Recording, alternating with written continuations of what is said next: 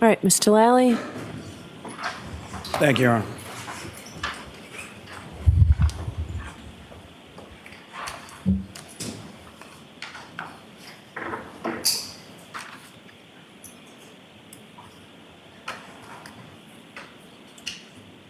I hit him, I hit him, I hit him, I hit him. Those are the words of the defendant 4 times. You heard testimony from 4 different witnesses who overheard and observed those statements from the defendant on January 29th, 2022. You heard testimony from firefighter Timothy Nuttall. He was trying to bag valve mask Mr. O'Keefe. He was working on resuscitative efforts to try to save Mr. O'Keefe's life. He asked if anyone saw anything or knew what happened, and the defendant said, I hit him, I hit him, I hit him, I hit him. Firefighter Anthony Flamati was asking if anyone had information on why Mr. O'Keefe was there in the snow. The defendant repeatedly said, I hit him, I hit him, oh my God, I hit him. Firefighter Katie McLaughlin was tasked by firefighter Flamati with asking for biographical information and for what the cause was of the traumatic injuries that all the firefighters testified that they observed on Mr. O'Keefe. She asked the defendant, and the defendant said, I hit him, repeatedly. Firefighter McLaughlin asked for clarification. You did what? And the defendant repeated, I hit him. Jennifer McCabe stated initially over the phone when speaking with the defendant that the defendant said, could I have hit him in the car while they're on the phone with Ms. Roberts going from Ms. McCabe's house to Mr. O'Keefe's house? Did I hit him? Could I have hit him? Once on scene, once asked, as Ms. McCabe described by an EMT, for name, age, things like that related to Mr. O'Keefe, what caused the trauma? She indicated in her testimony that the defendant said repeatedly, I hit him. You heard testimony from Officer Saraf, statements that he attributed to the defendant as saying that morning, this is all my fault. This is all my fault. I did this. This is what the defendant is saying on scene. Since then, stories changed a little bit. But those were the words that came from the defendant's mouth on January 29th, 2022, as John O'Keefe lay dying on the front lawn of 34 Fairview Road, where the defendant had left him after striking him with her motor vehicle several hours before, and then left him freezing there in a blizzard. There's certain things that have come up over the course of this trial as far as evidence and testimony are concerned, little things. And what I would suggest to you, it's those little things that are quite telling as it pertains to the defendant's statements and the defendant's actions over the course of January 28th and January 29th and beyond. And I'm going to bring some of those to your attention as I go through, but just ask you to keep that in mind as far as when you're deliberating, when you're reviewing this testimony and this evidence. The little things matter. The little things start piling up in this case. Throughout the course of this trial, you've heard a lot of purported evidence or questions of witnesses in an attempt to distract you from the evidence in this case. It's essentially defense by obfuscation. It's a 3-card monarchy. The facts and the evidence in this case are your card, they're the Queen of Hearts. And so what I want you to, or what the defense wants you to do is not look at that card. Look at anything else. Look at movement, look at this person, look at that person, look at text messages, look at this. Don't pay attention to the facts and the evidence, because if you do, what it will ineluctably lead you to is that the defendant is guilty of each of the 3 indictments before this court. The evidence and the facts of this case are for you, the jury, to decide. Using your common sense, using your life experiences as your guide through that as you go. Before I turn to that evidence that I will submit to you ineluctably demonstrates the defendant's guilt, let me first just address Trooper Proctor. The text messages from Trooper Proctor are unprofessional, they're indefensible, they're inexcusable. However, as distasteful as those messages are,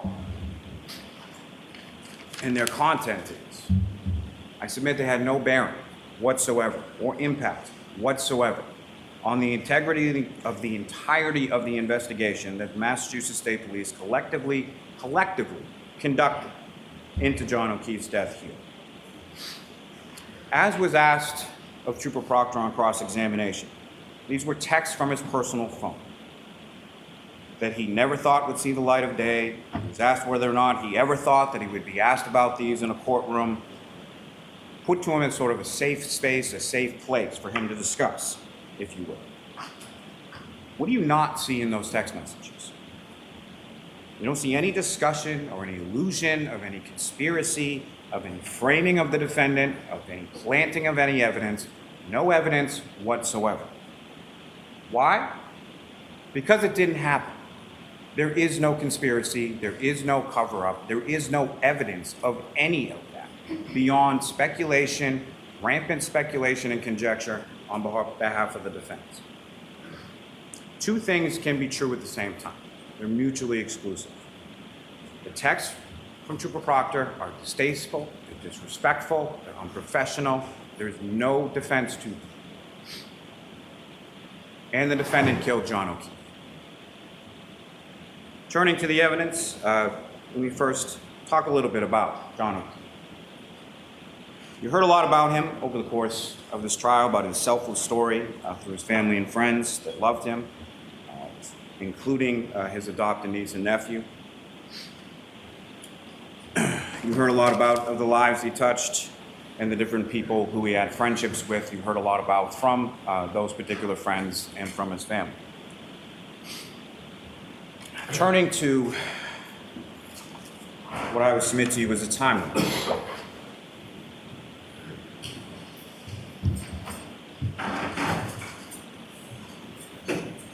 This may be a little hard to see up here. What I'm going to go is from left to right. January 28th, 2022, 9:49 in the morning, Karen and John begin fighting over text messages. 2:25 p.m. in the afternoon, the defendant texts Mr. O'Keefe, "Tell me if you are interested in someone else. Can't think of any other reason you've been like this." John texts back, "Nope." 2:25, Mr. O'Keefe texts the defendant, "Things haven't been great between us for a while. Ever consider that?" This is also testimony that you heard through multiple sources, whether it be phones, whether it be from the children, whether it be from other friends or family members as to the relationship in the months and weeks leading up to John's murder. 2:32 p.m.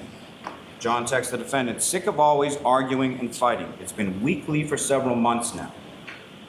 He then texts the defendant, "OMG, stop calling." This is during the time frame that Trooper Garino was talking about, with 18 phone calls, most of which were rejected, some of which were missed, and a couple of which were answered over the course of this afternoon, as she's continuing to needle and try to engage him in a fight that he doesn't want to have. 2:33 p.m. The defendant texts John, "So you're not into this anymore." 2:34 p.m. John texts the defendant, "I am not answering, stop calling." The defendant then texts John, "Then stop starting with me." 2:38 p.m. The defendant texts John, "I'm going to grab a drink in a bit." At 2:38 in the afternoon.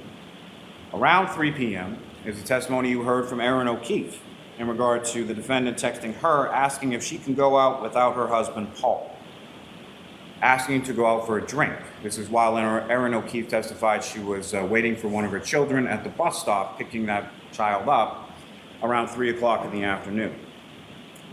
This is also the point in which the defendant says to Ms. O'Keefe, "Wish I didn't speak to another O'Keefe after 2004. 7:30 p.m., you have Mr. O'Keefe and Mr. Camerano arriving at C.F. McCarthy's, with the defendant arriving at 8:51. 8:58 p.m. is when the defendant receives drink number 1 at C.F. McCarthy's.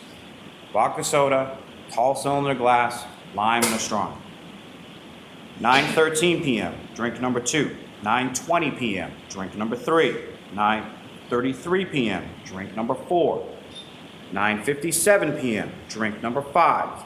10:22 p.m., drink number 6. 10:29 p.m., drink number 7.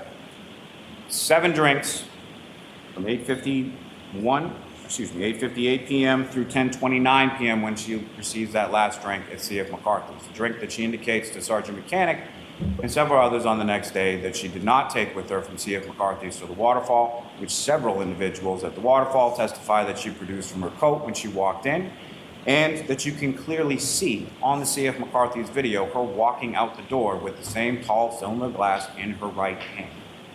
Now, understanding that some of these drinks are not the full tall cylinder drinks, what she's doing is she's getting shot glasses of vodka and then pouring them into the drink after she's consumed the drink.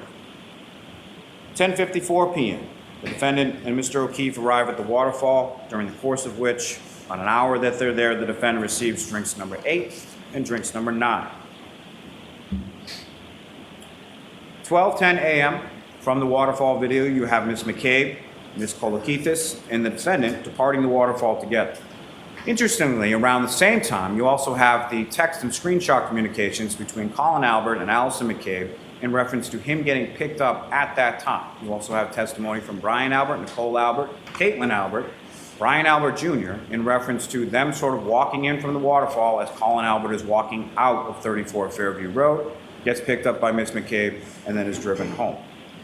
1 minute later, 12:11, Mr. O'Keefe is then on the waterfall video walking out with cocktail glass in his right hand.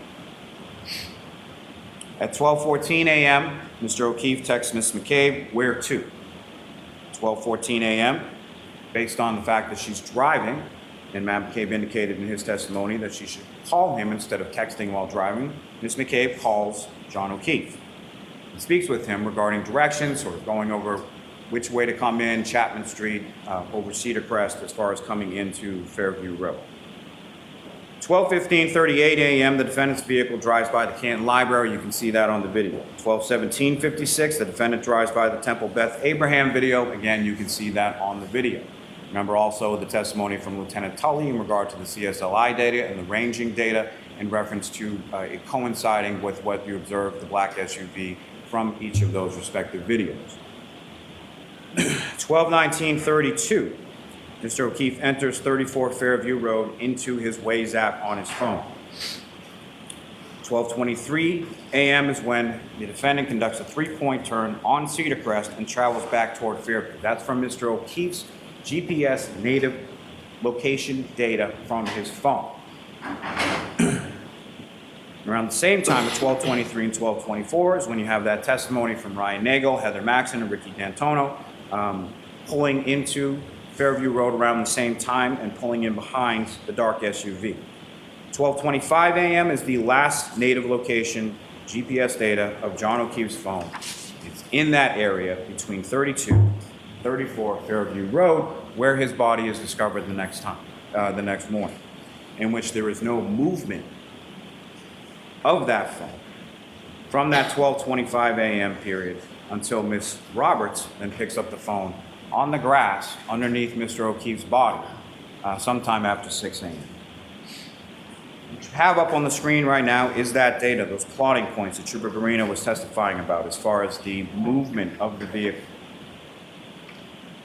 The movement of the vehicle as it comes down Cedar Crest, passes by Fairview, reverses direction, and then comes down Fairview, moving up, moving up, moving up, as the witnesses described, eventually stopping in that area of the property line between 32 and 34 Fairview Road,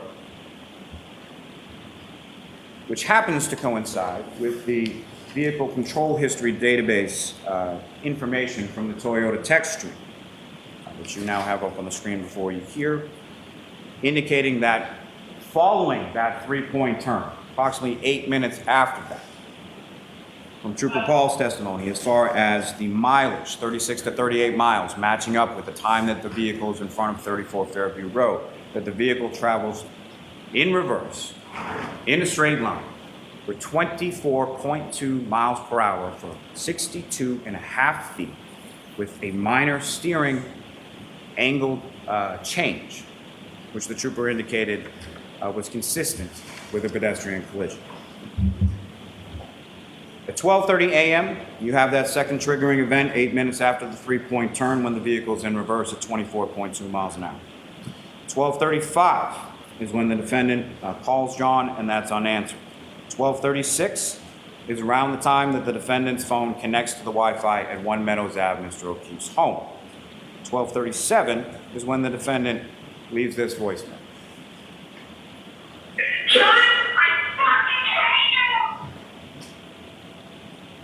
So within minutes of that vehicle's data, going 24.2 miles an hour in reverse for 62.5 feet, the defendant leaves that voicemail, seething in rage as she's screaming, "John, I fucking hate you." 12:40 to 12:42, Ms. McCabe is texting Mr. O'Keefe. She tries calling Mr. O'Keefe, gets no answer. If you recall from her testimony around this time frame, about 12:40, she was unsure whether the vehicle was actually still out front or if it had gone at that point. But she was looking for John because she had seen the defendant's vehicle in front of the house and no one had come in. So she was wondering where her friend, Mr. O'Keefe, was. 12:55, the defendant texts John, "See you later." 12:59, the defendant calls, leaves another voicemail for Mr. O'Keefe. Exhibit 637, it sounded like this. "John, I'm here with your fucking kids. Nobody knows what the fuck you are, you fucking pervert." But somebody did know where Mr. O'Keefe was. The defendant knew exactly where he was.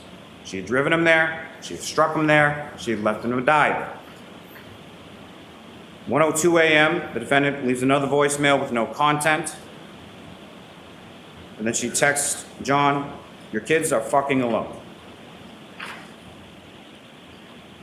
1:09 a.m., the defendant texts John, "I'm back in Mansfield. The kids are home alone." She's not. GPS, as far as it never disconnects from the Wi-Fi until the following morning. There's no indication that Ms. Reed left and went to her home in Mansfield at any point. 1:10 a.m., the defendant calls her parents. 1:11 a.m., she calls Mr. O'Keefe and leaves this voicemail. "John, I'm going home. I cannot babysit Amy. I need to go home. You are fucking using me right now. You're fucking another girl. Keep sleeping next to me. You're a fucking loser. Fuck yourself." 1:18 a.m., the defendant leaves another voicemail. Now, about 1:43 or 1:45 a.m. is when Julie Nagel testified that they were leaving the house. And she sees a large black object on the lawn near the flagpole while leaving 34 Fairview Road. Doesn't think much of it at the time, isn't expecting Mr. O'Keefe or any body to be out on the front lawn. 4:42 a.m., the defendant calls and speaks. The calls to her parents are finally answered. 4:49 a.m., the defendant calls Ms. Camerano, screaming, "Where's Mike?" 4:53 in the morning is when the defendant instructs Kaylee, Mr. O'Keefe's niece, to call Ms. McCabe. Why? Because the defendant doesn't have Ms. McCabe's phone number. Indicates that John didn't come home. We got in a fight, and I left him at the waterfall. Those are the first statements or the first version of events that she's able to communicate out to the world as to what happened to Mr. O'Keefe and where he is. We got into a fight. I left him at the waterfall. 5 a.m., the defendant calls Kerry Roberts, saying, "John's dead, Kerry, hangs up the phone. 5:01, the defendant calls Kerry Roberts again. And it's at this point that she indicates that John's dead, he must have been hit by a cloud. 5:07 a.m., the defendant leaves 1 Meadows Ave. You have the video of that. It's number 153 in Exhibit 6. We'll get to that a little more in a moment. About 5:10 a.m., the defendant calls Kerry Roberts. Ms. Roberts starts calling hospitals, calling KPD, calling 911.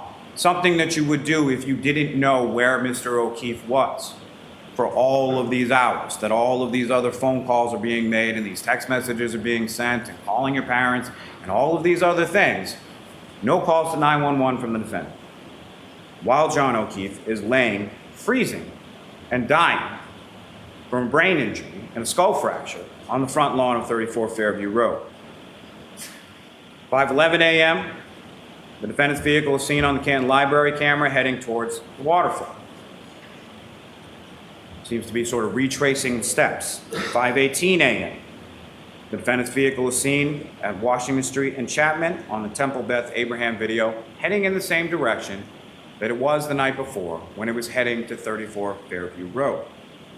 5:35 is when the defendant arrives at Ms. McCabe's house. Ms. Roberts arrives shortly thereafter. Both of them see the broken taillight at that time in the driveway. Now that gap of 5:18 to 5:35 is way too much time to be driving from the area of the waterfall to Jennifer McCabe's house. And as I indicated a moment before, heading in the same direction, same directionality, retracing the steps from the night before, heading towards 34 Fairview Road. Why is it that the defendant can see Mr. O'Keefe when they eventually get to Fairview Road and no one else can? It's because she knew exactly where he was. She had hit him and left him there the night before, and she had gone back during that time frame between 5:18 a.m. when she's seen on the Temple video and 5:35 when she arrives at Ms. McCabe's house. 5:33 is when the defendant, Ms. McCabe, and Ms. Roberts return to One Meadows Ave searching for John. 6:03 is when the defendant, and no one else, spots Mr. O'Keefe's body buried in the snow. Exhibit 12, indicating this cruiser camera video, which I know you've seen a dozen times before. So where I'm starting it from this point in this card right here is the spotlight that Officer Saraf had to use in order to locate, even with the vehicle of Ms. Roberts parked right in the middle of the road.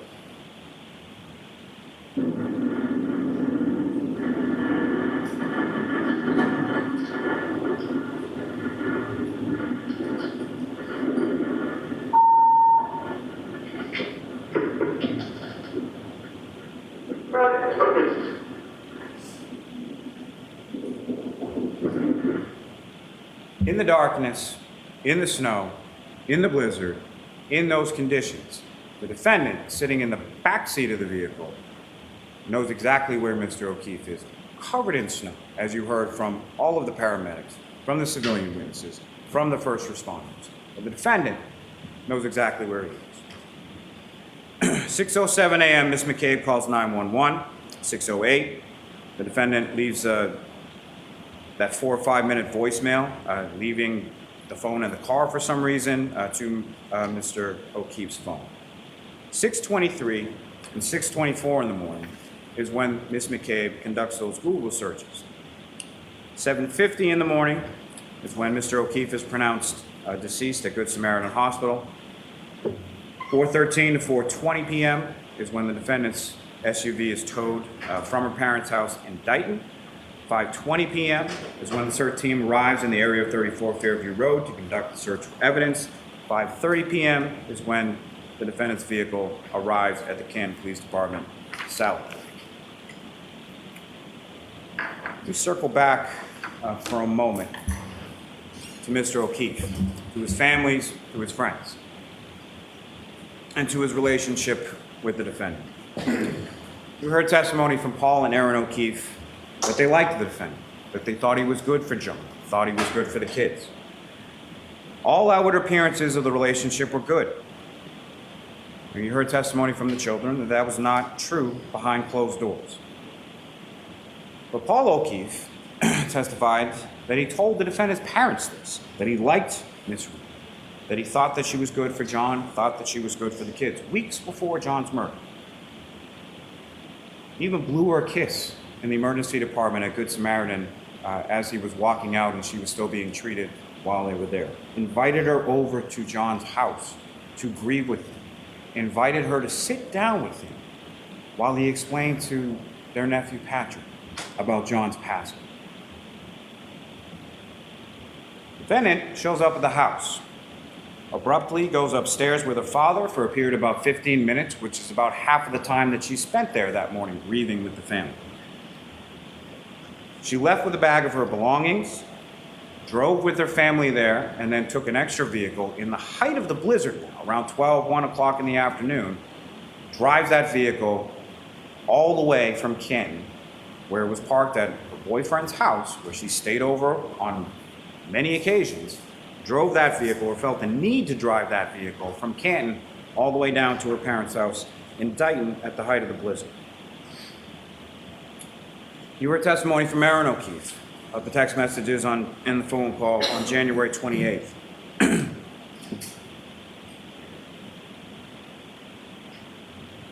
You've heard that Aaron O'Keefe called the defendant on the morning of the 29th because she was concerned for her. She wanted to know what was going on with someone she considered her friend. The defendant yells, "John is dead." Ms. Robertson grabs the phone and then updates Aaron O'Keefe as to what's going on with John. Aaron O'Keefe again calls back later because she's concerned for someone that she considered her friend. How does the defendant respond? These are some of the little things. The defendant indicates to Ms. O'Keefe that she just has to remember the bad times and indicates to her, "I don't think I'll ever see you guys." This is after she's done her quick in and out at One Meadows Ave and is now with her parents or with her father, driving that car, essentially taking the murder weapon from Canton and bringing it down to her parents' house in Dayton. She's indicating over the phone to Aaron O'Keefe, "I don't think I'll ever see you guys." Why? If she didn't kill John, why would she say that? You heard a lot of testimony about New Year's Eve in Aruba. You heard the testimony from Ms. O'Keefe in regard to them exchanging, her and the defendant exchanging text messages on the flight down, arranging times to meet up. And then the defendant telling Aaron via text message that she caught Johnny kissing Laura's sister in the hotel lobby. She got into an argument about it, and then they never met up. Meaning the defendant and Mr. O'Keefe got into an argument about it, and she and Aaron O'Keefe never ended up meeting up in Aruba. You heard testimony consistent from Laura Sullivan, Marietta Sullivan, as well as the children. The kiss never happened. It never would happen based on the relationship, the godfather relationship that John O'Keefe had with Laura Sullivan, her family, and particularly Laura Sullivan's child. The defendant persists with this unfounded suspicion and accusations of infidelity in her text messages with Mr. O'Keefe, in her text messages with Mr. Higgins, where she's accusing Mr. O'Keefe of making out in the lobby with Marietta Sullivan. Both of the Sullivans and the children have the defendant and Mr. O'Keefe following this incident with Marietta Sullivan going into a room. Both of the children testified that they're in that room for about 20 to 25 minutes and they're arguing about the defendant indicating that Mr. O'Keefe kissed someone in the lobby. And you have Laura Sullivan's testimony about 20 to 25 minutes after her sister comes out and states her displeasure about the defendant. It's about 20 to 25 minutes before Mr. O'Keefe comes out, and then he and Ms. Sullivan have a conversation. Ms. Sullivan indicates that Mr. O'Keefe's phone is essentially blowing up, lighting up with calls and texts from the defendant. I would submit similar to the afternoon of January 28th. Mr. O'Keefe says she's crazy and he needs to take this and goes off from her. Ms. Sullivan has later conversations with Mr. O'Keefe on this Aruba trip, asks him if he's okay, asks him if he's happy. She indicated in her testimony that Mr. O'Keefe shrugs it off and says it is what it is. You heard testimony from the children about the arguments in the weeks and the months. And I know this is a displeasure to the defense counsel that the children came in and actually testified as to what happened behind closed doors in the house. They both recall frequent fights. They both recall Mr. O'Keefe trying multiple times to break up with the defendant, asking her to leave the house, the defendant refusing to leave the house. His niece Kaylee, John tried to defuse, he tried to walk away, and the defendant would follow each time, during each argument. They both indicated that Mr. O'Keefe had told the defendant that the relationship had run its course, similar to language within the text messages you have between the defendant and Mr. O'Keefe. That Mr. O'Keefe was sick of arguing, again, mirroring those text messages from January 28th, leading up into going out to see if McCarthy's, eventually the waterfall, and the defendant killing Mr. O'Keefe in the early morning hours of January 29th. We have the testimony in regard to the Ring camera. Kaylee indicated in her testimony that John had had that for about a year. So during the course of the 2 years or so of the relationship with the defendant, he got it while he was dating the defendant. The defendant had the security code to the garage. Neither of the kids had access to the camera. Trooper Garino checked the laptop and the desktop that were left after the defendant did the quick cleanup upstairs with her father, upstairs in the home. Neither of those devices had access to the Ring cameras. John had access on his phone. The defendant indicates, if you recall, in some of those text messages in regard to the romantic kiss that she placed on Mr. Higgins earlier on January, whatever it was, during the Patriots game. Mr. Higgins, who Mr. Jackson was indicating weren't very good friends with Mr. O'Keefe, but had been invited over to his home for a Patriots game, at which time the defendant escorted Mr. Higgins out of the garage and placed a romantic kiss on him. But during those text messages, when they're talking about that, if you recall, the defendant is saying something or joking about something that Mr. O'Keefe had been looking at the videos and had been asking her if there was something going on with her and Mr. Higgins. And what was her response to that? I know where the cameras are. There are only two videos missing from that Ring system. One being the defendant getting to Mr. O'Keefe's house after murdering him, and the other when the defendant is showing Ms. McCabe and Ms. Roberts the broken taillight, both of which, both Ms. McCabe and Ms. Roberts testified as having occurred. No video of it. The variety of stories that the defendant tells on the morning of January 29th. There were text messages and voicemails from the defendant to Mr. O'Keefe, 53 phone calls from 12:33 a.m. to 6:03 a.m. 0 phone calls to 911. The defendant calls Katie Camerano. The defendant calls her parents at 1:18 in the morning, 4:38 in the morning, 4:42 in the morning. The call then from Kaylee's phone to Ms. McCabe, because the defendant didn't have Ms. McCabe's phone number. Both Kaylee and Ms. McCabe indicate that the defendant initially indicates or says that she got into a fight with Mr. O'Keefe and left him at the waterfall. From this information, Ms. McCabe then testifies she starts to call her Julie Albert, because Chris Albert, Julie Albert, they live close by the waterfall. Maybe that's where he went. As the phone is ringing, and this is a phone call that both Ms. Albert and Ms. McCabe testify was never answered. As the phone is ringing, her husband Matthew McCabe reminds her that they saw the defendant and Mr. O'Keefe and the car outside of 34 Fairview, so she hangs up. During this call, or during these subsequent calls, the defendant indicates to Ms. McCabe, maybe I hit him, did I hit him? She then calls Ms. Roberts at 5 a.m. on the dot, indicates John's dead, hangs up the phone, calls back a minute later, indicates that Mr. O'Keefe was now hit by a plow and that he's dead, and then indicates further that she's drunk and doesn't remember. She tells Ms. McCabe about the cracked taillight before they even get in the vehicle and go anywhere, as you recall the testimony of Matthew McCabe, indicating that he had some concerns about them driving around in a vehicle with a damaged taillight in the middle of a blizzard. Ms. Roberts' testimony that she saw the broken taillight in the driveway at Ms. McCabe's house, and that it was consistent with what she observed in the photographs that were shown to her of it later in the Sally Port at the Canton Police Department garage when the search warrant is executed on February 1st.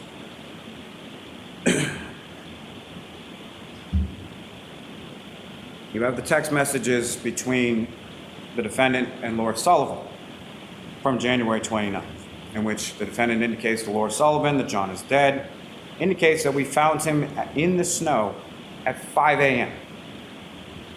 And every indication is that he was found in the snow by the defendant, Ms. McCabe, and Ms. Roberts around 6 a.m. 5 a.m. would be about an hour before. 5 a.m. would be between that time where the defendant is unaccounted for, heading in the direction of 34 Fairview Road, 5:18 and 5:35. Little things. The defendant asked Ms. McCabe to Google how long to die in the cold. She did so at 6:23 and 6:24 in the morning. You have the testimony of Ms. Hyde and Mr. Whitford as to SQLite databases, P-list databases, Knowledge C databases, state DB tabs, as far as all of that. Also from Trooper Garino as well. These searches were unequivocally done at 6:23 and 6:24 in the morning, and not at 2:27 and 40 seconds in the morning. They were not deleted by a user. That is not what deleted means.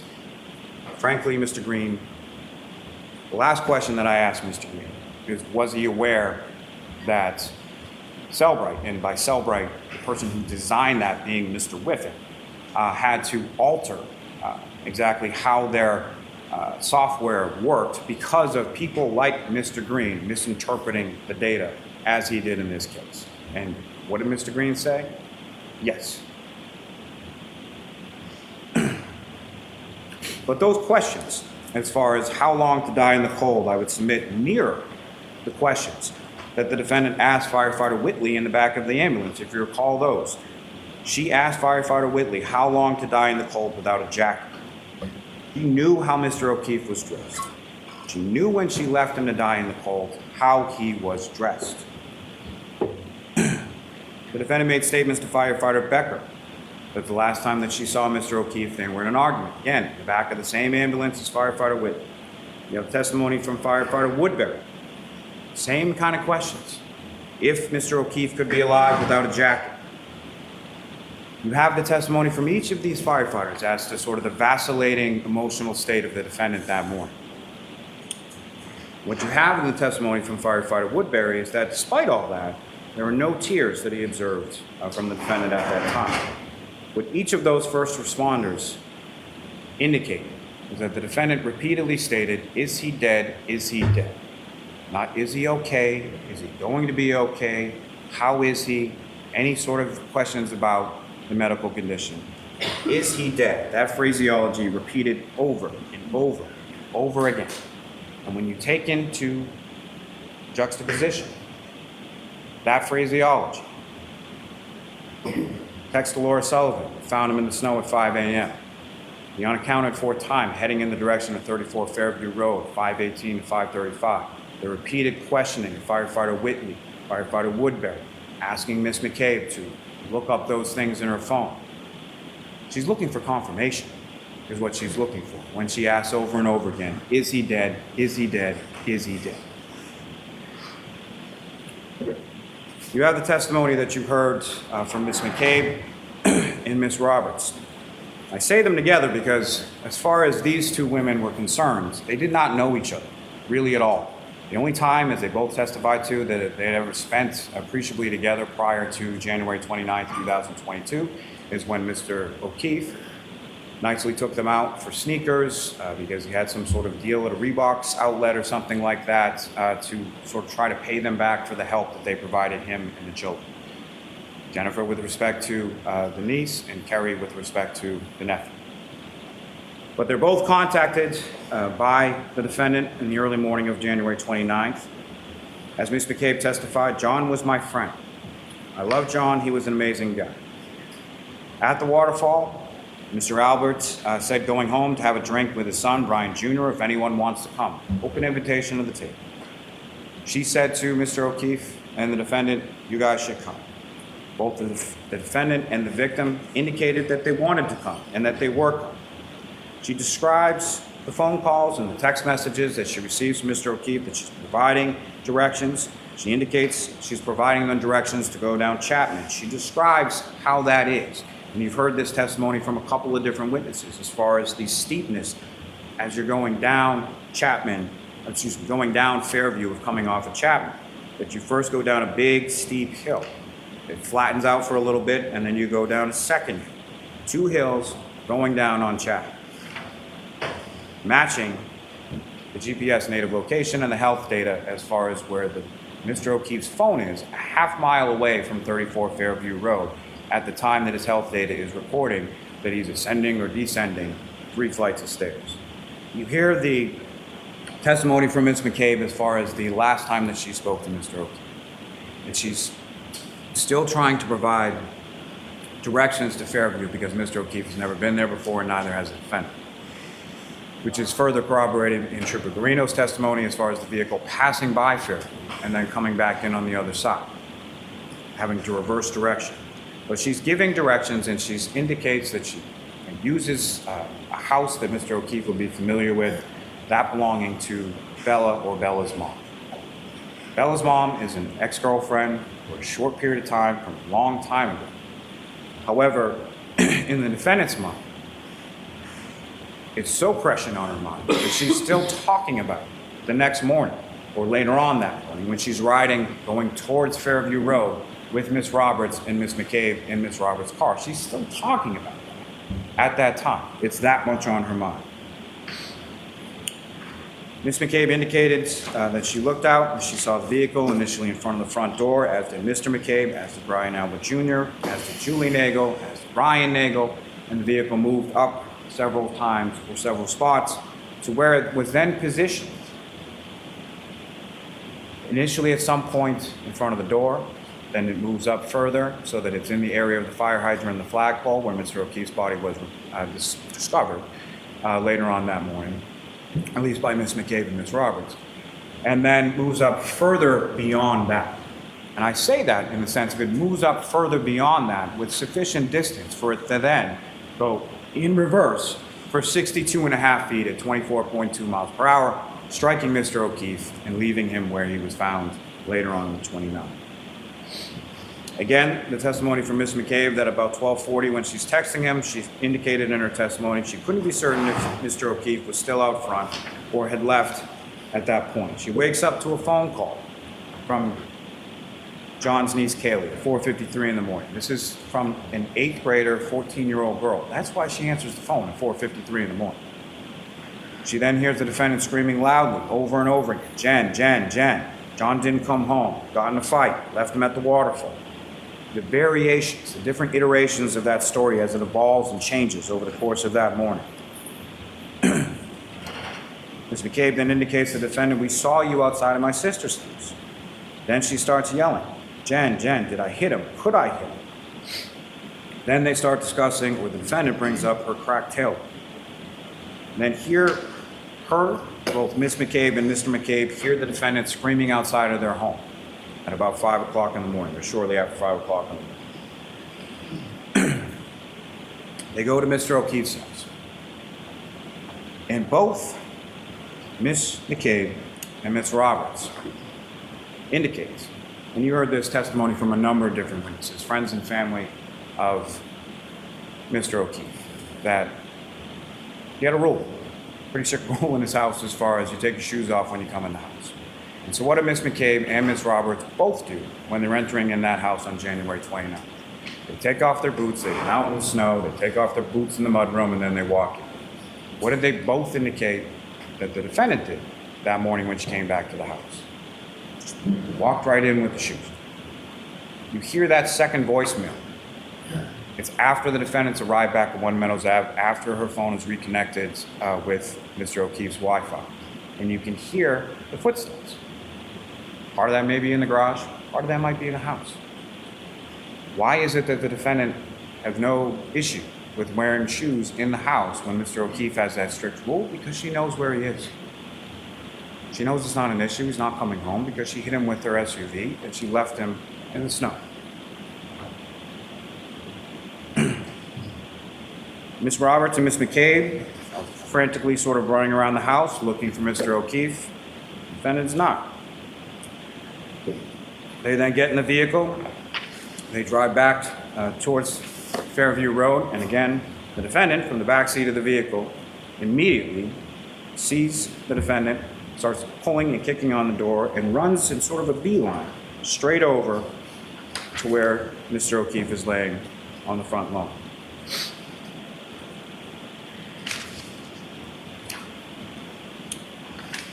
We have the testimony from Ms. Roberts as far as John's phone.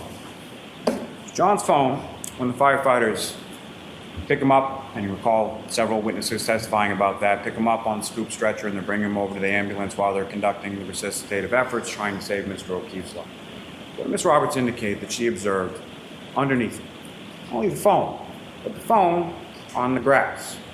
On the grass in the area that is completely covered in snow in every other area except under Mr. O'Keefe, which I would submit indicates how long Mr. O'Keefe has been there. Now recall, around 12 o'clock or so is when it starts to snow and it starts to stick a little bit. And you heard all that testimony. And I know it was a lot of testimony about snow and a lot of testimony about weather, but there's a purpose to that. There's a point to that, okay? As far as the grass underneath Mr. O'Keefe's body, where his cell phone was, and Ms. Roberts observes some 6 hours later after it starts snowing, is still visible only under Mr. O'Keefe where his body was, which I would submit as evidence to you as to how long he's been there. Now, on top of that, you also have hours of ring videos of the driveway as far as shoveling and Paul O'Keefe and other people snow blowing and shoveling and all those kinds of things. There's a purpose to that as well. If you look at those, if you look at the video of the defendant crashing into Mr. O'Keefe's vehicle at a speed of anywhere from 0 to 5, which even Dr. Wolf would indicate would not cause the damage to the taillight that was observed in this case. You know what you don't see? You don't see snow move off Mr. O'Keefe's vehicle when they come into contact. You don't see any red or clear plastic pieces in the snow. And if you look at those stills, not the ones that counsel put up there during his closing, but if you look at each of the video in the stills, you can see the damage consistent with the taillight at each and every point. You see the damage consistent with the taillight from the 507 video. You see the damage consistent from the 822 video from Lieutenant Ray from the cruiser camera video when he's pulling into the driveway. You see the damage consistent from the Dighton video at the defendant's home. You see the damage consistent from the right here, February 1st, 2022, when the search warrant is conducted and Ms. Hartnett removes all those pieces from the vehicle.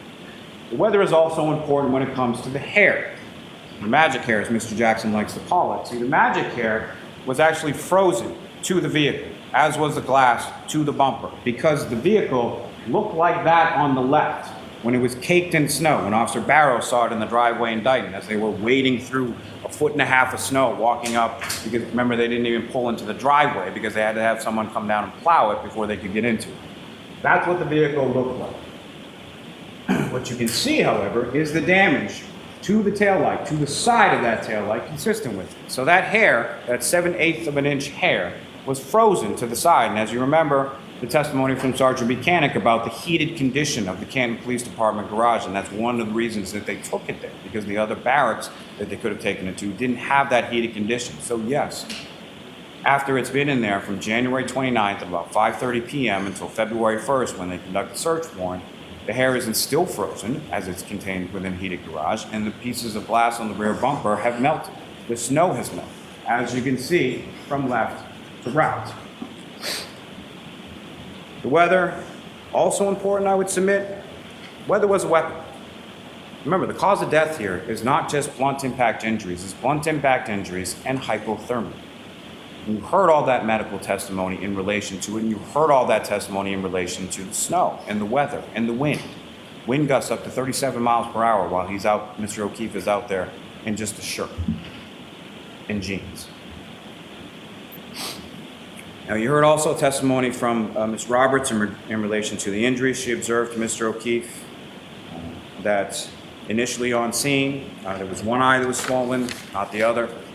That's indication of the swelling that Dr. Scortibella was testifying to, and no indication of a physical altercation.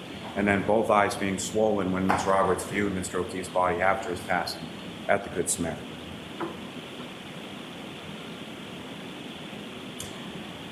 Submit that all the testimony tells you the same consistent account, internally, externally, from civilian testimony to investigator testimony to medical testimony to forensic testimony to the reconstruction testimony. You have the testimony from Ms. McCabe and Ms. Roberts that they couldn't see Mr. O'Keefe at Fairview when they initially pulled up. You can see that from Officer Sarif's cruiser.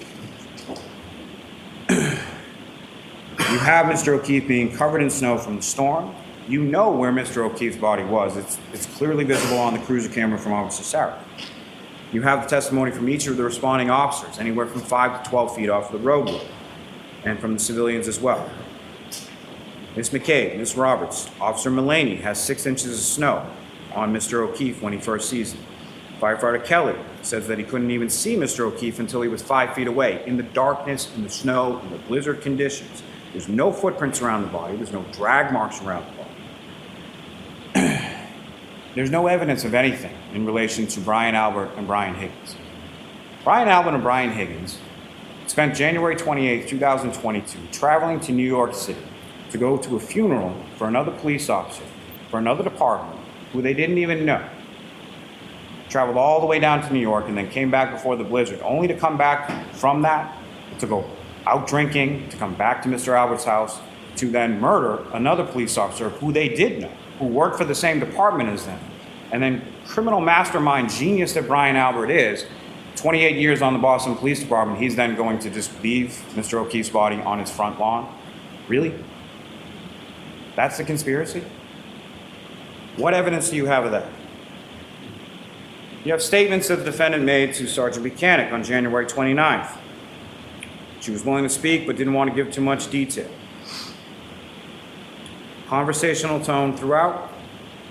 She indicated that the night before they had gotten into an argument, something about what was fed to the children, nothing about the detailed arguments and incessant phone calls and everything else that you saw from the defendant and Mr. O'Keefe's phone on the 28th.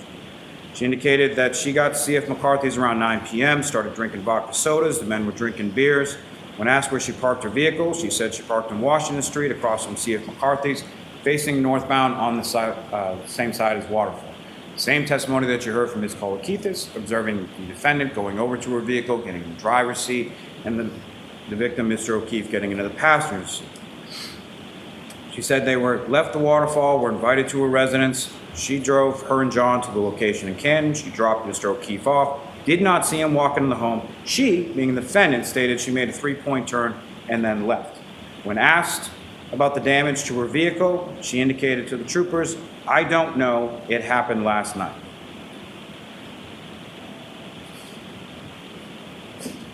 June 2022, you have that other recording of that other version that she now has evolved into, as far as stating to Sergeant Buchanan, "Are you aware that John was beaten up by Brian and Colin Albert? We're all in on the same joke, right? John was pulverized and my taillight was cracked."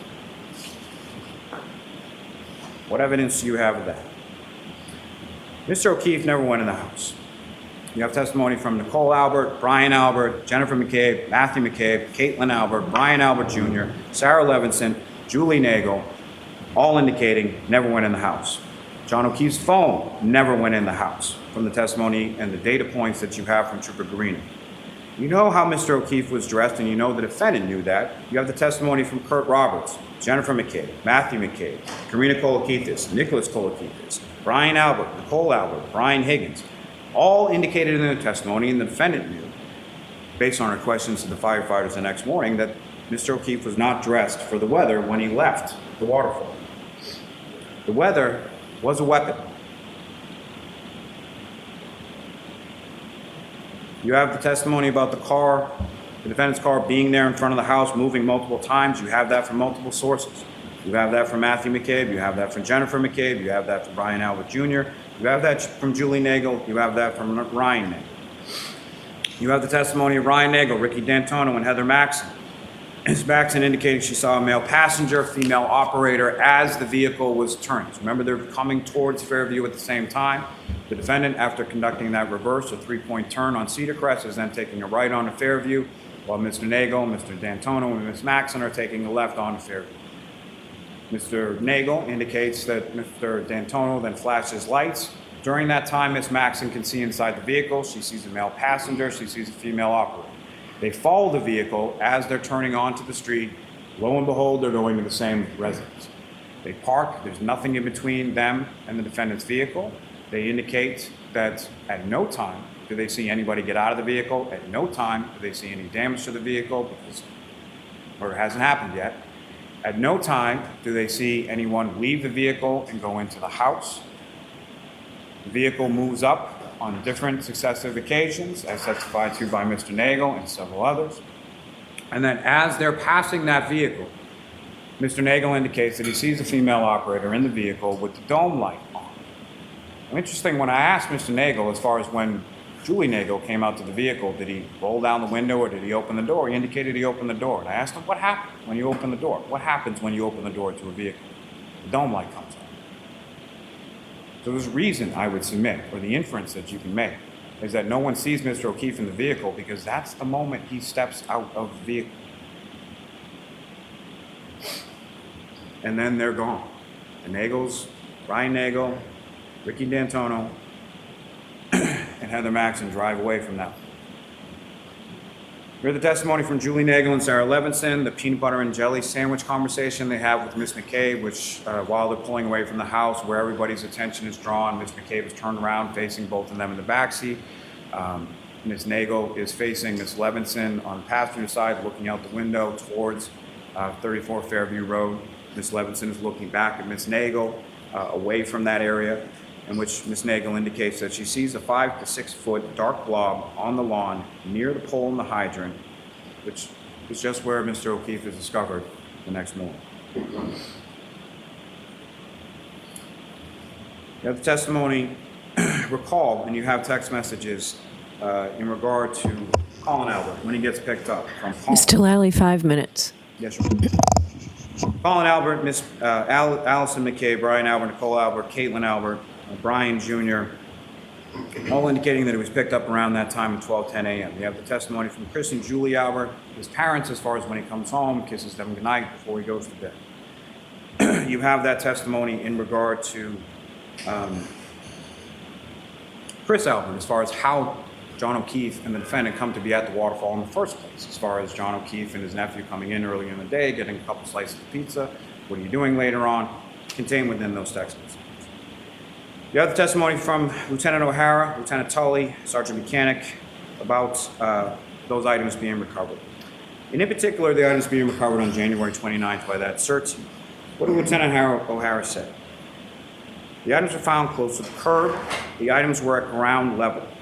3 feet of snow that they had to sift through in order to find those particular things. The detail or the delay in the recovery of evidence.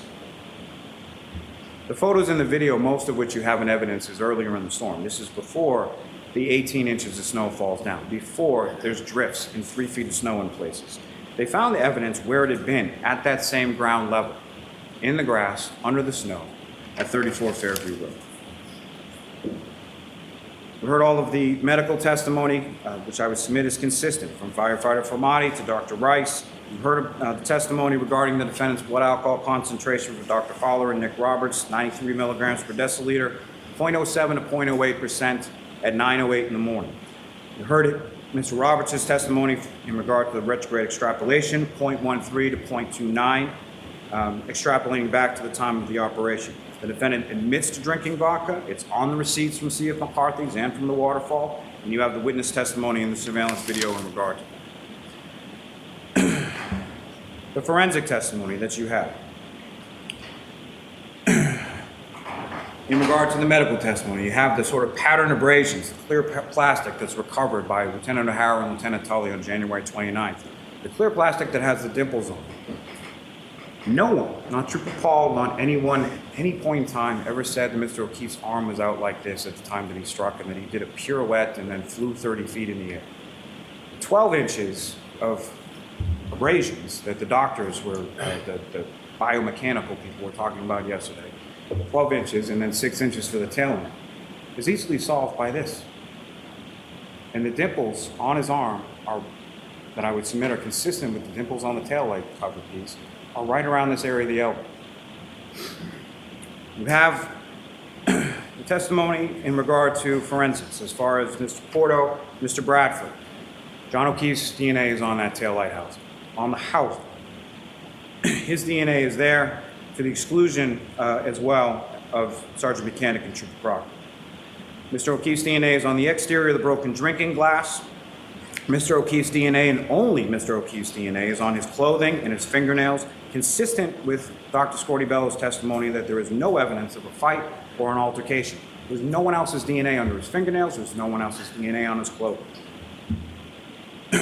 You have the testimony from Ms. Hartman, Trooper Paul, as regard to the damage that they observed, the dent, the scratches, the 7/8 of an inch hair. You have the testimony from Ms. Chart in regard to the mitochondrial DNA profile from that hair being consistent with the DNA profile of Mr. O'Keefe. You have the testimony from Ms. Valier and Ms. Hanley in regard to the microscopic pieces, 1/16 of an inch by 1/16. You have 1 minute, Mr. Lally. Wrap it up. Yes, Your Honor. All consistent with the pieces of taillight that are found within his clothing.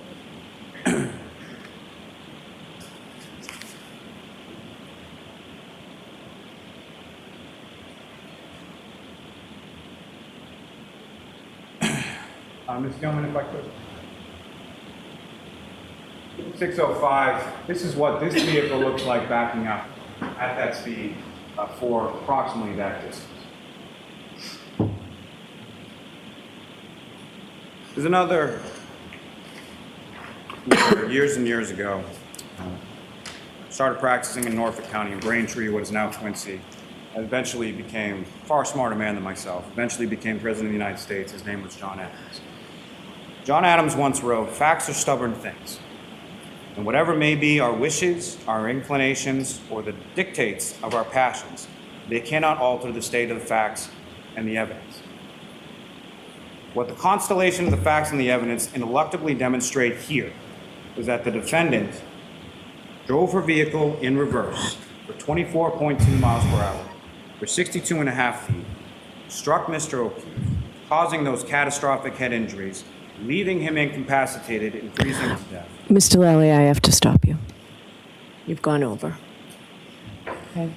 I literally have one sentence on Joe. One sentence I'll give you. From that facts and that evidence, I would submit ineluctably demonstrates her guilt on each of the indictments before you, and I would ask that you find it so. Thank you.